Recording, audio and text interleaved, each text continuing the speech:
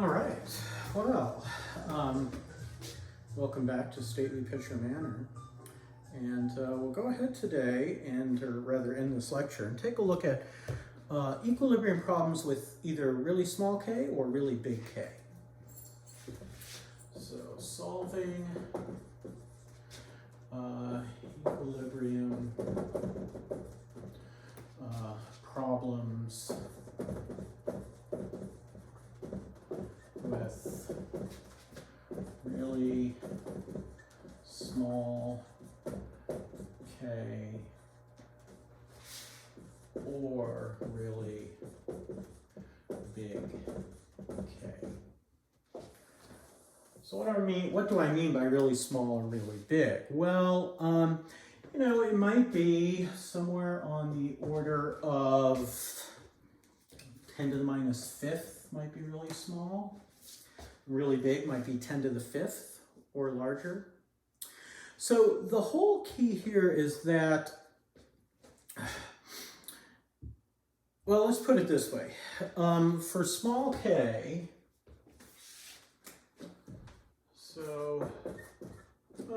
let's write it this way. Here we go. So we have a really small k. So if k is much less than 1 and q is less than k, what does this tell us? Well, this tells us that our reaction is product favored, so we're not going to have a lot of product. But if q is less than k, our equilibrium is going to shift towards product. So the change towards the product has to be small because it's not very favored. So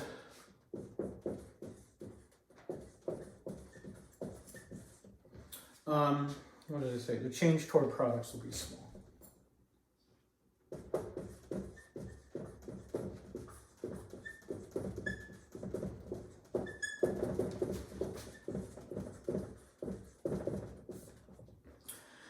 Now, the important for that is that we can then ignore some terms in our calculations.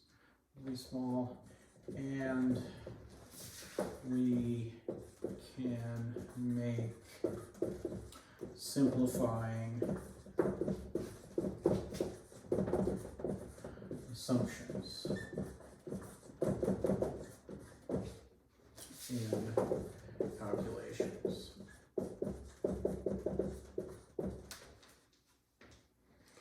All right, so for very small k, this is going to be the case. Now for very big K, it's going to be a little different. And I'll go through the very small k case first, and then we'll take a look at very big K and see what we need to do. All right, so let's take a look at a sample problem here.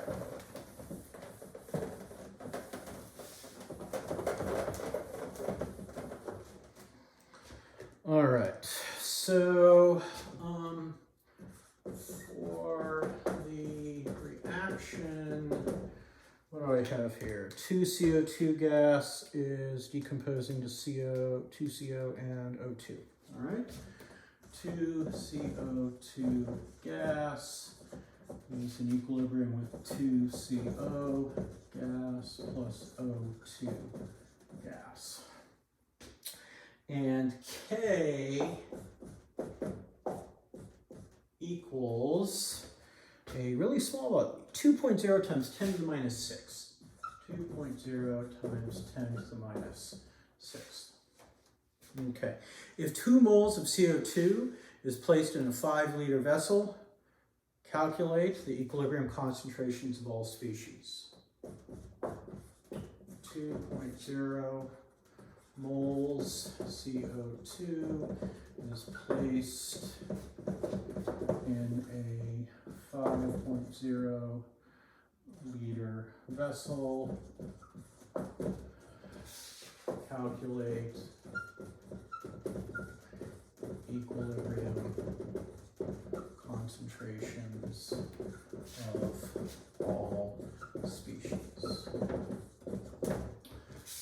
So that's what a typical question would be how it would be phrased. For the following reaction, K equals something at a given temperature. If you have a certain amount in your initial conditions, what are the equilibrium concentrations? So we can set this up. So I'll rewrite I'm going to leave out the states for right now. And I'll have my initial, my change, and my equilibrium. So initially I have 2 moles in a 5-liter vessel, so that's 0.40 moles. Or 0.40 molar, I should say, sorry. 0.40 molar. I have nothing of CO or O2. My change is going to be what? Well, it's going to be minus 2x here, because I'm going to use up 2 moles of CO2 for every 2 moles of CO and 1 mole of O2 that I generate. So I'll have plus 2x here and plus x. So, you know, your coefficient here is just going to be equal to your coefficient there. So now at equilibrium, I've got 0.40 minus 2x. I have 2x and I have x. So now I can plug these in to my equilibrium expression. And so I can say that K equals concentration of CO squared times concentration of O2 divided by concentration of CO2, squared. Now again, I didn't bother to figure out Q because I know that, you know, Q is just going to be 0 because these guys are 0. We have to get a little bit of product. It's not going to get a lot, but we will get a little bit. So this equals what? 2x squared times x divided by 0.40 minus 2x quantity squared. Ugh. I'm going to have to multiply that out and multiply this out. I'm going to get 4x cubed up here, and I'm going to get something quadratic there, and I'm going to have to solve a cubic equation, and I really don't want to do that. So we're going to make an assumption. We're going to assume x is small.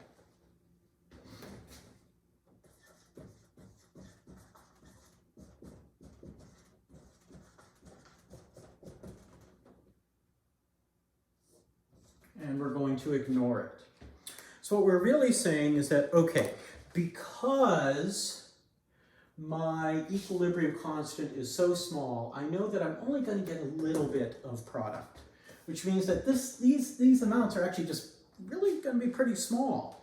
So compared to 0.4, my minus 2x is pretty small.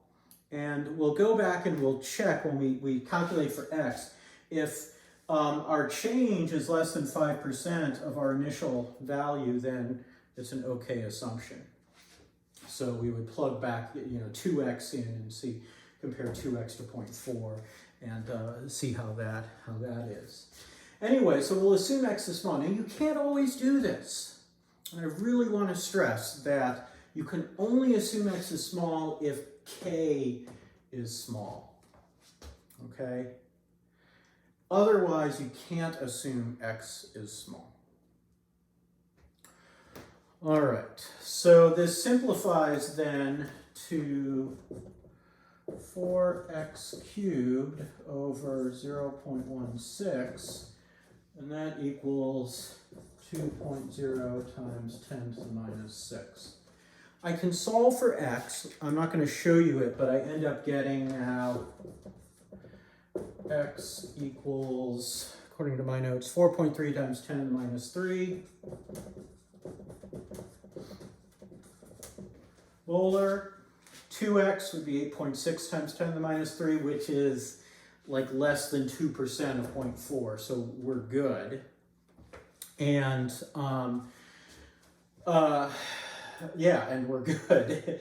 And so our assumption that x is small is valid. And then we would just plug these numbers in, and we'd see that, okay, our concentration of O2 is 4.3 times 10 to the minus 3 molar. Our concentration of CO is 8.6 times 10 to the minus 3 molar.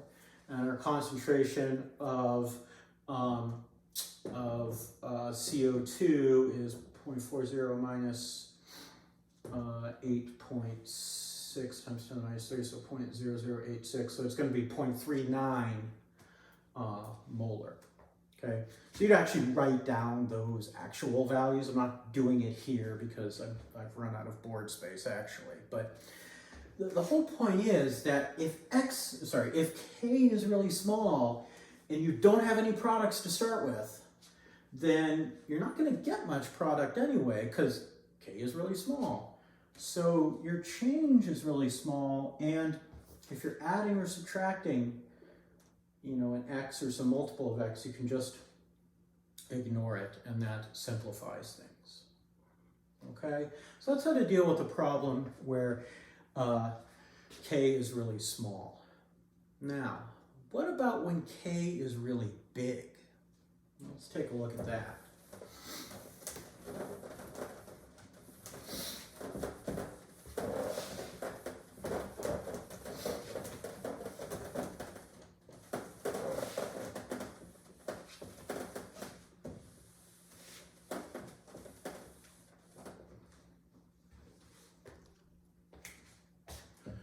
So if K is really,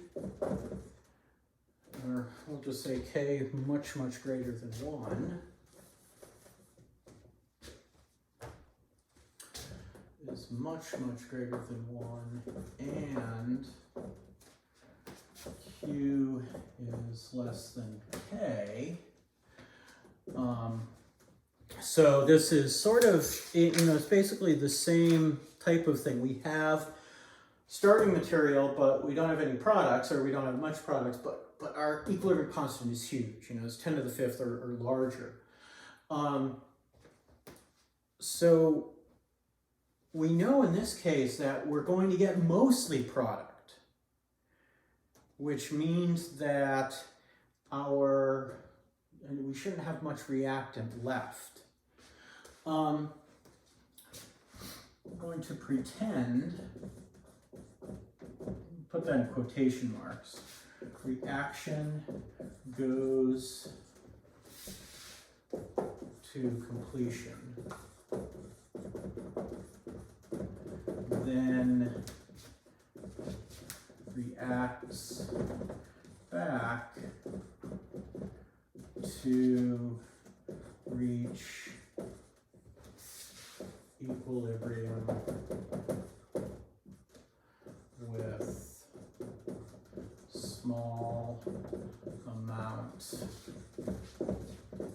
of reactant. Okay, now that may sound a little weird, but let's take a look at what it would actually look like. So let's take the following, let's do the following here. Let's do,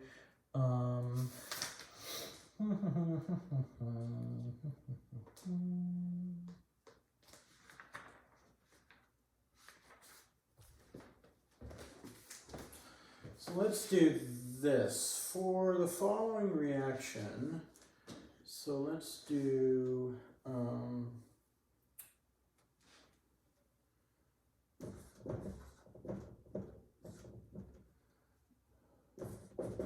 for the reaction, and I should put my reading glasses on here, CO gas plus Cl2 gas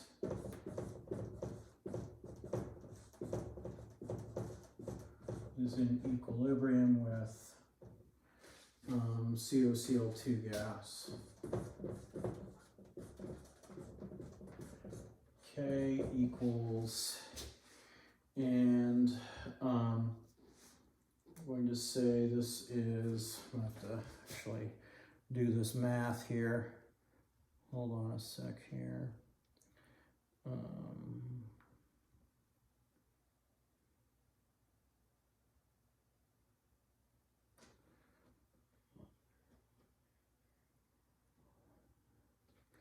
1.5 times 10 to the 8th. Is that right? 0, 1, 2, 3, 4, 5, 6, 7, 8. Yeah.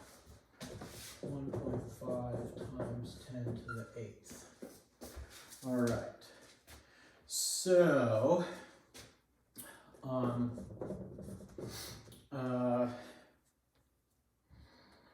if 1 mole each of CO and Cl2 are mixed in a 1 liter container, what are equilibrium concentrations of all species? All right, so the way that we deal with this is we actually pretend that things go to completion and we go backwards. So I'll rewrite out the equation here. CO gas plus Cl2 gas, Cl2 gas. Okay, so I'll have my initial, and then I'm going to have my, let's say after reaction, I'll just call it reaction here, and then my change, and then my equilibrium. So in this case, I'm going to have, initially I've got 1 molar, let's make that 1.0, 1.0. So 1.0 molar, 1.0 molar, 0. My reaction, well, I assume it all goes to completion. So this is, after my reaction, this is now 0, 0, and that's 1.0. Now my change is going to be minus x, and plus x. And so at equilibrium, I'll have x, and 1.0 minus x. Okay, so again, I'm assuming that I'm reacting all of my reactant to generate product. And then I'm going to just work backwards. So now, I'm going to erase this top part up here. I just erased my, what was it? 1.4 times 10 to the 8, 1.5 times 10 to the 8. Let's remember that number. Remind me of that number. Oh, wait, you can't. Anyway, so now my equilibrium expression is going to be concentration of COCl2 divided by concentration of CO times concentration of Cl2, which is going to equal 1.0 minus x over x times x, and that equals 1.5 times 10 to the 8th. Now again, I can assume that x is small. Can assume x is small. I'll just ignore it there. There we go. How can I assume x, or why can I assume x is small? Well, because I know that my reaction, because K is so big, I'll have almost all product and just a little bit of reactant, which means when I set up my calculation this way, this x is really small, and it's small compared to 1, because again, I've got mostly reactant and just a little product. Strike that, reverse. I've got mostly product and just a little reactant. So now I can go ahead and solve this here. I got 1.0 over x squared equals 1.5 times 10 to the 8th, which means that 1.0 divided by 1.5 times 10 to the 8th equals x squared. Take the square root of both sides, and x equals 1 divided by 1.5 times 10 to the 8th equals that. The square root of that, and I get 8.2 times 10 to the minus 1, 2, 3, 4, 5, which, yes, is very small. So that means that at equilibrium, our concentration of CO equals 8.2 times 10 to the minus 5 molar. Concentration of, not O2, Cl2, come on, Wayne. Cl2 equals 8.2 times 10 to the minus 5 molar. Concentration of COCl2 equals 1.0 molar. Because 1 minus 8 times 10 to the minus 5 is still 1 to 2 sig figs. Okay, so yeah, of course X is small. It's, you know, it's less than 1/100th of a percent. It's like 1,000th of a percent of, no, 100th of, less than 100th of a percent of our final concentration here. Now, I know I went through that a little fast, but what I hope you got from watching this video was to see that there are some cases where we can simplify our calculation and make the assumption that X is small. But we can only do that if K is really small and we're starting with just reactants or mostly reactants. We're going to get just a little bit of product. Or if K is really big and we have just reactants, then we pretend we go all the way to product and then calculate how much we have at equilibrium. The whole key is that your change, your X, your change is really small compared to the other numbers. So you have to set it up right depending on whether K is really small or K is really big. We will go over more problems like this in the workshops, don't worry. Usually don't do too much calculation, try not to do as much calculation in the lectures because I want to focus on understanding the theory. But for equilibrium problems, you really just have to work the problems, and you understand what an equilibrium constant is, what a reaction quotient is. But then the practical application is actually doing problems like this. All right, so